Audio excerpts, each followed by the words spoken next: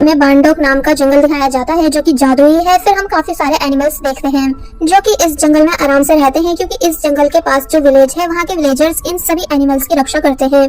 लेकिन जब रात हुई तो दिखाया गया कि कुछ शिकारी यहाँ आ चुके हैं जो कि एक ग्वार पर नॉनस्टॉप फायरिंग करने लगे और फिर उसे जान से मार देते हैं। फायरिंग की आवाज सुनकर कबीले के सरदार का बेटा, जिसका नाम है नॉन था, वो उठ जाता है और परेशान होने लगा कि आखिर हो क्या रहा है। सीन कट हुआ और अब हमें मॉर्निंग का सीन दिखाया गया जहाँ कबीले के कुछ लोग जमा हैं एंड ग्वार की बॉडी को दफना चुके हैं, क्योंकि शिकारी प्रॉफिट कमाने के लिए ग्वार का सिर्फ हेड अपने साथ ले गए थे। एंड ऐसा वो लोग कई बार कर चुके हैं, मना करने के बावजूद भी। ना ही पुलिस इनका साथ देती है, ना ही यहाँ के चीफ। इसलिए नॉन्था खुद उन शिकारियों को मारने जा रहा था, लेकिन एक ओल्ड मैन उसे रोक देते हैं और बोले कि हम रस्म करके टाइगर किंग की सोल को बुलाएंगे, क्योंकि अब सिर्फ वही हमें इंसाफ दिलाएंगे और हमारे जंगल के जानवर जो कि हमारा परिवार है उनकी रक्षा करेंगे।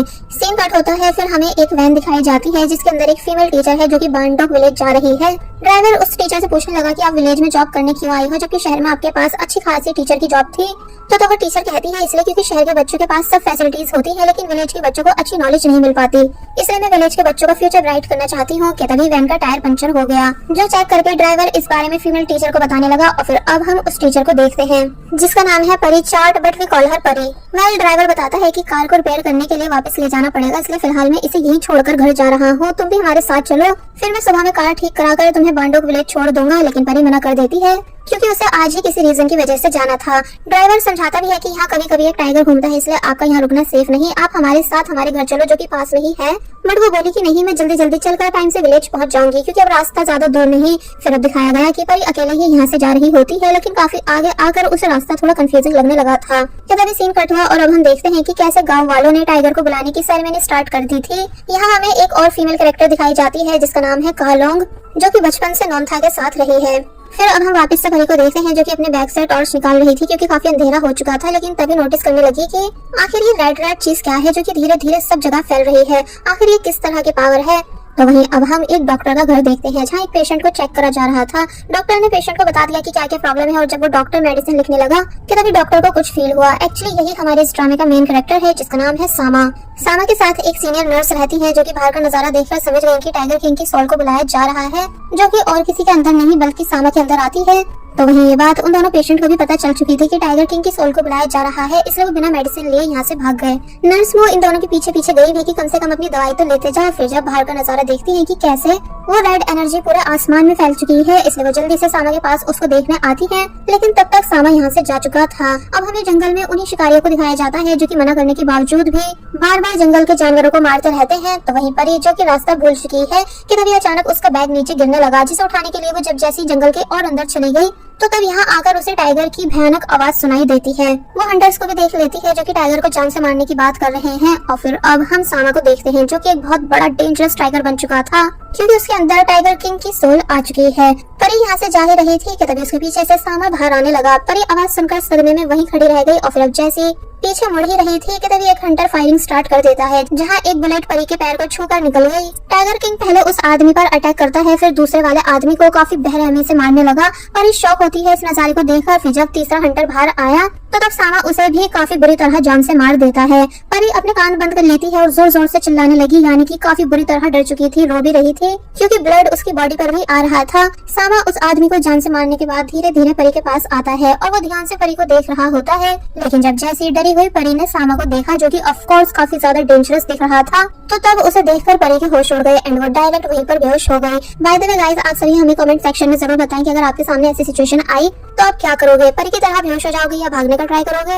वेल, नॉन्था भी यहाँ आ गया जिसको देखकर सामा कुछ नहीं करता, क्योंकि ऑफ कोर्स दोनों एक ही टीम के हैं। लेकिन बस काफी देर तक एक दूसरे को घूरते गए क्योंकि दोनों एक दूसरे से नफरत करते हैं। फिर तभी सीन कट होता है और अब हमें परी को सामा के घर में दिखाया जाता है जहाँ परी की सिचुएशन ठीक नहीं। सामा परी के पास आया एंड एक बार फिर परी को ध्यान से देखने लगा। उसे अच्छा नहीं लग रहा होता है कि उसकी वजह से परी कितना ज्यादा डर चुकी है, इतना ज्यादा कि उसे तेज फीवर भी हो चुका है, ऊपर से उसके पैर पर भी चोट आई है। इसलिए वो परी के पैर पर ट्रीटमेंट करने लगता है कि तभी अचानक उसकी आईज गोल्डन होने लगी एंड वो परी के पास इस तरह से आ रहा था कि जैसे परी को भी जान से मार सकता है। लेकिन जैसे तैसे उसने खुद पर कंट्रोल करा और वो तभी यहाँ से चला गया और दूसरे रूम में आकर अपने हाथ में लगी बुलेट को बाहर निकालने लगता है। बुलेट बाहर निकल जाती है। फिर दिखाया जाता है कि सामा को इससे पहले भी कई सारे बुलेट्स लग चुकी हैं जिन्हें वो निकाल देता है। वेल अब हम ली एंड सा नाम के दो लड़कों को देखते हैं जो कि डरते डरते यहाँ आ रहे हैं। सामा उनसे पूछता है कि क्या तुम दोनों इस लड़की का सामान लेकर आए हो? तो वो दोनों पहले तो डर गए सामा को देखकर, क्योंकि इन दोनों को भी पता है कि टाइगर किंग और कोई नहीं बल्कि सामा है। फिर बताने लगे कि हाँ हम उसी लड़की का सामान लाए हैं, क्या वो ठीक है? सामा बताता है कि हाँ लेकिन पूरी तरह से नहीं। फिर हंटर्स की बॉडी के बारे में पूछने लगा। उन दोनों ने बताया कि बॉडीज को हमने हमेशा की तरह उसी जगह पर छोड़ दिया है, शायद अब फिर दोबारा कोई हंटर यहाँ आने की हिम्मत नहीं करेगा क्योंकि अब सभी टाइगर किंग से डरेंगे।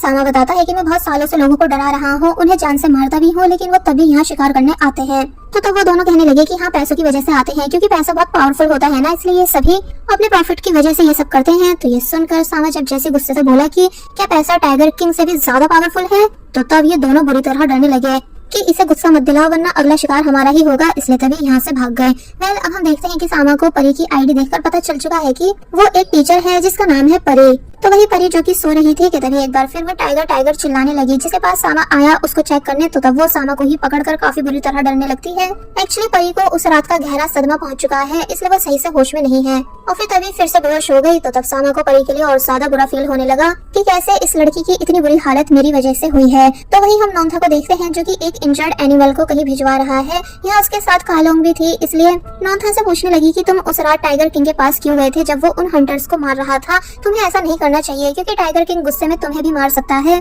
तो तब नोंथा चिल्लाने लगा और बोला कि मैं वहाँ इसलिए गया था क्योंकि जो काम वो आउटसाइडर कर रहा है वो सब मेरी रिस्पॉन्सिबिलिटीज हैं, क्योंकि कबीले के सरदार का बेटा मैं हूँ, ना कि वो जिसके अंदर टाइगर किंग की सोल आती है। फिर अब हम एक फ्लैशबैक देखते हैं कि जब नोंथा 16 साल का हुआ था तो तब सेरेमनी के थ्रू ये अनाउंस कर दिया गया था कि अब नोंथा के फादर के बाद नोंथा के अंदर टाइगर किंग की सोल को बुलाया जाएगा, क्योंकि सालों से ऐसा ही होता आ रहा है कि टाइगर किंग की सोल इन्हीं की फैमिली मेंबर्स में आती है। और जब नोंथा 20 साल का हुआ और आज फाइनली टाइगर किंग की सोल को नोंथा की बॉडी के अंदर आना था, लेकिन ऐसा हुआ नहीं था, बल्कि टाइगर की आवाज जंगल से आने लगी थी। ओल्ड मैन बोले कि ये बात बहुत ही अजीब है कि टाइगर किंग की सोल किसी और के अंदर आ चुकी है, जबकि तुम्हारे फादर की डेथ के बाद उस सोल को तुम्हारे अंदर आना चाहिए था। इसलिए ये सभी तभी जंगल में आते हैं देखने के लिए कि आखिर वो सोल किसके अंदर आई है। और फिर जब जैसी नोंथा यहाँ देखता है कि टाइगर किंग की सोल ने उसे छोड़कर एक आउटसाइडर की बॉडी को चूज करा है, तो तब उसका दिल बुरी तरह टूट गया था और यही सब बातें वो प्रेजेंट में कालोंग को बताकर परेशान हो रहा है और फिर तभी गुस्से में चला गया। तो तब कालोंग नोंथा के लिए परेशान होने लगी।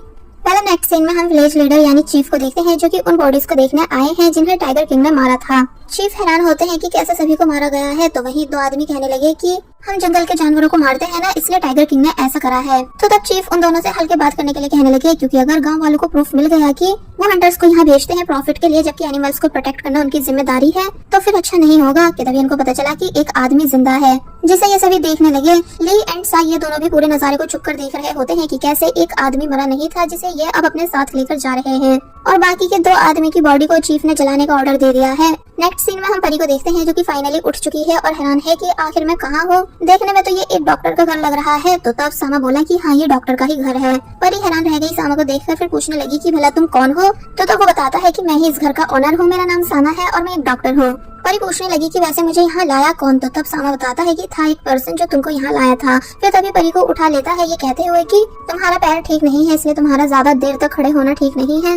जबकि परी कह भी रही होती है कि तुम ऐसे कैसे मुझे टच कर सकती हो। सामा परी का लेग चेक करने वाला था, लेकिन वो उसे लेग देखने तक नहीं दे रही होती है। सामा बोला भी कि अरे मैंने ही इस पे बैंडेज करी थी, मैं एक डॉक्टर हूँ, लेकिन वो तब भी मान नहीं रही होती है। लेकिन फिर फाइनली उसने लेग देखने दिया। सामा भी दिखाता है कि देखो कितने अच्छे से मैंने सब करा है। तो तब परी को रात के सीन्स याद आने लगे कि कैसे कैसे एक बहुत बड़ा टाइगर आ गया था जिसने उन लोगों को जान से मार दिया था, और जब मैंने उसके भयानक फेस को देखा था तो मैं सदमे में जाकर बेहोश हो गई थी। इसलिए यही सब बातें एक ही सांस में सामा को बताने लगती है कि वो टाइगर बहुत ही बुरा था जिसने बेरहमी से उन लोगों को मारा। तो तब सामा को भी गुस्सा आ जाता है खुद की इतनी बुराई सुनकर, इसलिए कहने लगा कि टाइगर किंग कभी बेगुनाह लोगों को नहीं मारता है, जरूर पहले उन हंटर्स ने ही कुछ करा होगा। परी शांत हो गई, फिर बोली लेकिन तुम यकीन नहीं करोगे पर वो टाइगर सच में बहुत ही बड़ा था, मैंने आज से पहले कभी इतना बड़ा टाइगर नहीं देखा। सामा बोला कि अच्छा तुम तो ऐसे बोल रही हो जैसे रोज टाइगर्स को देखती हो। तो तब परी बताने लगी कि अरे मैंने जू में टाइगर्स देखे हैं, लेकिन कोई भी इतने बड़े नहीं होते जितना कि वो था, एकदम अलग, बहुत ही ज्यादा पावरफुल और डेंजरस। सामा कोई जवाब नहीं देता, बस मजे से परी की बातों को सुन रहा होता है कि तभी मिस मू यहाँ आ गई, जिन्हें देखकर दोनों शांत हो गए।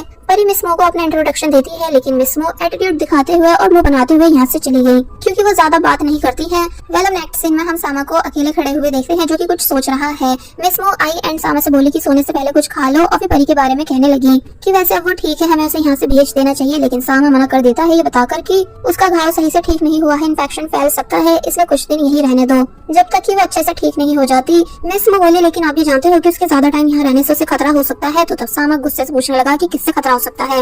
एक्चुअली उसे गुस्सा आ गया था क्योंकि वो कोई मॉन्स्टर थोड़ी है जो सब लोग उससे डरते हैं, लेकिन अब क्योंकि मिस मो को वो अपनी मदर की तरह मानता है इसलिए गुस्से को शांत कर लेता है। जबकि मिस मो भी ठीक बात कह रही थी क्योंकि सामा की कंडीशन कभी कभी वाइल्ड हो जाती है। मिस मो सामा से रेस्ट करने का बोलती है, फिर यहाँ से चली गई। तो तब वो एक पुरानी फोटो देखने लगा जिसके अंदर उसके पेरेंट्स हैं, कुछ गाँव वाले भी थे और नॉन्था के फादर भी थे। जिस फोटो को देखकर वो काफी उदास होकर कहने लगा कि मुझे नहीं पता कि मैं ऐसा क्यों बन चुका हूँ, जबकि मैं ऐसे जीना नहीं चाहता हूँ। मैं चाहता हूँ कि मैं भी और सबकी तरह चैन से अपनी जिंदगी जीऊं, जहाँ जाना चाहता हूँ वहाँ जाऊँ, लेकिन मैं ऐसा कर नहीं सकता हूँ। मुझे अपने पावर्स को सबसे छुपा कर रखना होता है, सभी लोगों से दूर रहना होता है उनकी सेफ्टी के लिए। समझ नहीं आता कि ये एक कर्ज है या फिर कुछ और जिसने मुझे बहुत ही अकेला कर दिया है। और बस फिर ऐसे ही उदास बैठा रहा। अब हम नेक्स्ट डे का सीन देखते हैं कि जब मिस मो परी के पास आई तो हैरान रह गई क्योंकि परी को काफी तेज फीवर हो रहा था, इसलिए सामा को बुलाती है जो कि परी को चेक करने लगता है और उसके इंजेक्शन भी इंजेक्ट करता है। मिस मो एक बार फिर कहती है कि हमें इस लड़की के दोस्तों या घर वालों को इन्फॉर्म कर देना चाहिए, लेकिन सामा मना कर देता है क्योंकि फिर टाइगर किंग वाली बात सब जगह फैलने लगेगी। कि तभी यहाँ एक टीचर आए जो कि काफी परेशान है एंड सामा से साथ में चलने का कहते हैं। एक्चुअली जिस एनिमल को नॉन्था उस रात बचा रहा था और चीफ से छुपाकर स्कूल में ले आया था ताकि उस एनिमल का ध्यान रख सके, उसकी तबीयत ठीक नहीं है। सामा इंजेक्शन इंजेक्ट कर देता है और बोला कि और भी इंजेक्शंस टाइम टू टाइम लगेंगे जो मैं लगाने आता रहूंगा। नॉन्था मना करने लगा कि नहीं, हम इंजेक्शंस दे दो, हम खुद लगा दिया करेंगे। तो तब सामा मना कर देता है ये बोल करके, मुझे पता है कि तुम मुझसे नफरत करते हो लेकिन एक डॉक्टर नहीं बन सकते हो, इसलिए मुझे मेरा काम करने दो। क्या तभी इन तीनों को पता चला कि चीफ की कार आई है और अब चीफ को पता नहीं चल जाए कि उन्होंने यहाँ एनिमल को छुपा रखा है। एक्चुअली मानस गाँव के लोग एनिमल्स का भला चाहते हैं लेकिन इनके पास जंगल का कंट्रोल नहीं है, बल्कि चीफ के पास है जो कि इन्हें विदाउट परमिशन कुछ भी नहीं करने देता है। तो वहीं चीफ अपनी बेटी के साथ होते हैं जो कि वो भी अपने फादर की तरह बुरी इंसान है, प्रॉफिट कमाना जानती है, भले ही किसी के भी साथ कुछ गलत क्यों नहीं करना पड़े। जब ये दोनों स्कूल के अंदर जाने लगे तो बाहर ही टीचर्स मिल जाती हैं जो कि आराम से बात कर रही थी, लेकिन चीफ की बेटी बार बार उन टीचर्स को नीचे दिखाती है कि तुम सब यूजलेस हो, तुम्हारी सैलरी भी कम है और ये स्कूल भी बेकार है। तो तब टीचर्स को काफी गुस्सा तो आया, लेकिन फिर उन्होंने अपने गुस्से को कंट्रोल करा और फिर अब चीफ की बेटी चीफ को साइड में लाकर कहने लगी कि डैडी स्कूल अच्छी लोकेशन पर है, इसलिए मैं यहाँ एक रिजॉर्ट बनाना चाहती हूँ, आप स्कूल को बंद करवा दो। तो तब चीफ बोले कि हाँ मैं बहुत जल्द ऐसा ही करूंगा, क्योंकि जब कोई बच्चा यहाँ पढ़ने आएगा ही नहीं तो फिर ये जगह बंद ही होगी। वेल अब हमें दिखाया गया है कि चीफ उसी जगह आ रहे होते हैं जहाँ एनिमल को छुपा कर रखा हुआ है, क्योंकि चीफ को कहीं से इन्फॉर्मेशन मिली थी कि जैसे यहाँ पर कोई एनिमल हो, लेकिन तभी ये लोग बाहर आकर उन्हें रोक लेते हैं। चीफ बोले कि वाइल्ड लाइफ को सेफ रखना मेरी जिम्मेदारी है, इसलिए मैं उम्मीद करता हूँ कि तुम लोग छुप कर कुछ नहीं करोगे। फिर तभी बातों बातों में इनकी लड़ाई होने लगी क्योंकि चीफ टाइगर किंग को बुरा बुरा कह रहे होते हैं कि उसे तो एक दिन जरूर जान से मारूंगा, फिर उसके खून से इस विलेज की क्लीनिंग कराऊंगा। तो तब सामा को तो गुस्सा आया ही क्योंकि चीफ को क्या पता कि वो जिसके सामने ये सब बोल रहे हैं वो उनके सामने ही खड़ा है। तो वही नॉन्था को भी गुस्सा आ जाता है क्योंकि पहले टाइगर किंग की सोल उसके फादर में हुआ करती थी, लेकिन फिर जैसे तैसे लड़ाई को रोका गया। अब जब सामा यहाँ से जा रहा था तो उससे नॉन्था लड़ने लगा कि मुझे टाइगर किंग की सोल वापस करो, इसका हकदार मैं हूँ, लेकिन तुमने मुझसे ये चुरा ली है। तो तब सामा भी कहता है कि हाँ तो ले लो, मैं खुद इस पावर से बहुत परेशान हूँ, मैं खुद ऐसे जीना नहीं चाहता हूँ, मुझे भी आजादी चाहिए। तो तब नॉन्था सामा को मारने वाला था, लेकिन उससे पहले सामा उसे मार देता है और फिर तभी वो गुस्से में यहाँ से चला गया क्योंकि ये दोनों जब भी मिलते हैं हमेशा लड़ते ही हैं। घर आकर सामा ने ये सब बातें मिस मो से डिस्कस करी कि मैं नॉन्था की फीलिंग समझता हूँ कि वो कैसे परेशान है, क्योंकि जो पावर उसके पास होनी चाहिए थी वो मेरे पास है। तो तब मिस मो कहती है कि इसमें आपकी कोई गलती नहीं है क्योंकि उस रात वो सब कुछ अचानक ही हो गया था। सीन पास्ट में आया जहाँ हमें नॉन्था के फादर दिखाए जाते हैं जो कि बुरी तरह इंजर्ड हैं क्योंकि उनके ऊपर एक शमन ने ब्लैक मैजिक से अटैक करा था। सामा के पेरेंट्स कहने लगते हैं कि ये बात काफी अजीब है कि टाइगर किंग आज खुद से अपने जख्मों को हील नहीं कर पा रहे हैं, जबकि हमेशा वो खुद से अपने जख्मों को ठीक कर लेते थे। मिस मो नॉन्था के फादर के पास थी जिनसे वो बोले कि इस खंजर को तबाह करवा दो, इस पर ब्लैक मैजिक हुआ है। मिस मो वो खंजर सीनियर विलेजर को दिखाने लगी जिसे छूते ही वो सब देख लेते हैं कि कैसे कैसे एक शमन ने इस पर मंत्र पढ़ रखे हैं और फिर टाइगर किंग पर पीछे से अटैक कर दिया था। सीनियर विलेजर उस खंजर को बाहर जंगल में ले आते हैं और फिर अपने मंत्र पढ़ने शुरू करते हैं, यानी कि वो ब्लैक मैजिक को खत्म करने की कोशिश कर रहे थे। तो वहीं दूसरी तरफ सामा जो कि छोटा था वो शोर सुनकर अपने रूम से बाहर आ जाता है और स्टेयर्स पर बैठकर नॉन्था के फादर को देखने लगता है जो कि काफी ज्यादा तकलीफ में है एंड उनको पता है कि वो जिंदा नहीं बचेंगे, इसलिए उन्होंने सामा को अपने पास बुलाया। सामा आ रहा था लेकिन तभी पेरेंट्स आ गए जो कि बोले कि खून तो रुक ही नहीं रहा है, इसलिए दोनों साथ में कोई चीज लेने यहाँ से चले गए। तो तब नॉन्था के फादर फिर से सामा को अपने पास बुलाते हैं। सामा आया और नॉन्था के फादर के जख्म पर हाथ रख लेता है ब्लड को रोकने के लिए। तो तब वो बोले कि तुम्हारा दिल बहुत ही मजबूत है, यानी तुम्हारे अंदर वो खूबी है जो टाइगर किंग की सोल को हैंडल कर सके, इसलिए उन्होंने तभी मरने से पहले अपनी पावर्स को सामा को दे दिया था क्योंकि उस टाइम उनकी वाइफ प्रेग्नेंट थी, यानी कि नॉन्था इस दुनिया में आया नहीं था। तो कुछ इस तरह से नॉन्था के फादर की पावर्स नॉन्था की जगह सामा को मिल गई थी, क्योंकि अगर वो बिना पावर पावर्स दिए मर जाते तो टाइगर किंग की सोल हमेशा के लिए मिट जाती। लेकिन अब वो साना के अंदर है और यही सब बातें ये दोनों प्रेजेंट में डिस्कस कर रहे होते हैं। मिस मू बोले कि आप नोंथा की बातों को माइंड मत करा करो, मेरी नजर में आप ही सबसे बेस्ट पर्सन हो इस शक्ति को हैंडल करने के लिए। फिर बताती है कि मैं मार्केट जा रही हूँ और फिर तभी यहाँ से चली गई। दूसरी तरफ परी फाइनली उठ चुकी थी, लेकिन लेग में उसके अभी भी काफी तकलीफ थी, इसलिए उससे बेड से उतरा नहीं जा रहा था। साथ ही ग्लास भी टूट जाता है जिसके कांच को वो उठा पाती कि तभी ये शोर साना ने भी सुन लिया और फिर वो तभी परी की फिक्र में फुल स्पीड से परी के पास आ जाता है। परी के होश उड़ जाते हैं कि आखिर आप इतनी स्पीड से मेरे पास कैसे आ गए। और बस फिर इसी सीन के साथ ये पार्ट यहीं पर एंड हो जाता है।